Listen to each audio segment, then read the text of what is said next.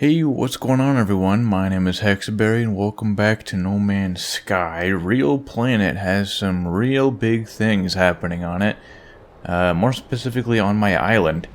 As you can see, compared to last video where I kind of went over new things that I've built, things have changed. And not necessarily things have been removed, but a lot of things have been added. This past week, you have noticed that I haven't uploaded anything. A lot of stuff has happened. My girlfriend got COVID. It was my birthday. My parents decided to just randomly show up in town. They live in Texas. They drove up to Kansas, where I live, and just decided to surprise me for my birthday, so that was kind of cool. I had to show my dad how to use a camera. And other things happened. I'm also doing remote design work for an old company I used to work for, so that's why things have been a little slow lately. But in that time, I've done a lot of improving and adding on to my island base, so let's take a look. So right off the bat, you can tell there has been a lot of development to the left of the main part of the island. I will take a look at that in a little bit. I wanted to show you guys kind of an older area that I just wanted to add on to. So right here is kind of just a nice little seating slash nature gazebo sit down relax area. It's got these lights around it. It's got nice bench seats, sofas, whatever you want to call them. And then in the middle of the hexagonal shape is just a lot of bushes, plants, and then a tree. So that is what I have decided to do for this area, and I think it fits very nicely right in front of the Waffle House. It doesn't really do a whole lot of view blocking of the Waffle House, the most glorious thing on the island. It just fits nicely with the rest of the island. And then up next, I guess you guys can see that this wall has been added right next to the Waffle House sign. More things will be developed on it and probably make a tunnel through it leading to the pond. I'll see what I want to do with that. And then down here I'll build some more buildings. But coming up this way is one thing. I built a seafood restaurant, which is kind of nice. You can, catch things from the sea and then, eat it at the restaurant if you want to. But we can go in. It has some nice bar seating so you can look out to the water, and it has these two little seats right here. Here's the menu and everything, your selection of fish. Here's where you check out and everything. Here's the kitchen, which is not too detailed, but it's kind of nice. It exists. And then right here is it's kind of like a hybrid restaurant. You can either walk in, sit down and eat, or you can walk up from this nice outside area here and order here. And then I also made it to where the restaurant owner, let's just imagine there's an owner of the restaurant, can close up for the day, or you can, turn it back on and, have a nice little awning to sit under and order. And then starting back here is just the way back that way. Got a nice little tree seating area right here, which I think is kind of nice. There's some billboards here that all show the same thing. I kind of wish they would change that to make it a little bit more random. And then there's some static posters here to kind of act as advertisements. And then some plants and some lighting. And then, back where we came from. Now, one thing with these buildings right here, kind of on this base floor right here, they are what I call fake buildings. Kind of like in Cyberpunk, they have this filled city and not a lot of the buildings you can go into. Now, why did I do that? It's because I did not want to affect the terrain edits. I didn't want to cause any issues or anything with kind of this hill portion right here. So a lot of this stuff down here is masked by the fake buildings. And you're walking along, it looks like you can go in them, it looks like people live in them, their businesses or whatever. I put these little signs up here to tell you that it's closed. So yeah, I kind of blocked off the doors, locked this door, it's a garage door, and then with the windows and everything, I just put kind of curtains in them to make it look like people are living in there and they want their privacy.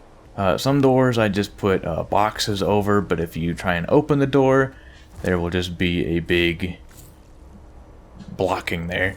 Kind of an example right here. You can't really go in because there is just a big thing to block you out. But it just adds to the scenery. It makes everything look more lived in and just kind of nice to walk around and enjoy. This building right here, it did not have any terrain edit effects, so I'll probably fill it with something. I know the walls are kind of like a poopy brown color, but we'll make it into something. Maybe a little chocolate factory stand thing. I don't know, who knows. But that is right across from the seafood shop. I do like this little slit window here. It fits kind of perfectly with the slanted stairs. It doesn't really intrude on the space or anything, so you can look out and see a little glimpse of Waffle House and also see who's walking up the stairs for 0.3 seconds. And then I am also building up this way, as you can see. So there's some stairs here. I haven't done a whole lot this way, in fact nothing.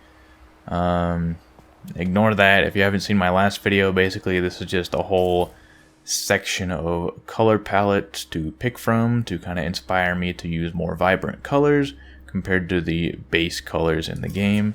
And I kind of pick and choose from the floating parts as I want to. But yeah, once I am finished with the base completely, I will delete all of these. But up here, going up the stairs from the seafood shop, is this purple and yellow building. I'm not entirely sure what I'm wanting to do here, but it kind of just looks out onto this little alleyway, walkway area. And you can also see Waffle House. But yeah, I don't know what I'm going to do with this building, but if you have any tips or tricks or inspiration for me, just let me know in the comments. And then we will continue up this way.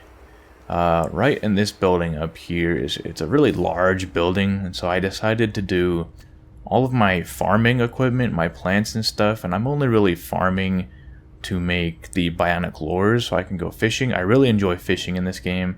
I did finish up the expedition, not completely. I mainly just wanted to get, where is it, the new bionic lure, or not bionic lure, the new fishing rig, because I think the original model for it looked a little weird. This one looks a lot fancier and more clean, which I really like, so I finished the expedition until then. But basically, this whole building here is just to farm bionic lures. You know, my game is going to bug and not show my center dot, which I really enjoy to see, but I'm almost done anyway with the tour. And then there's this one last building here, which is a bar.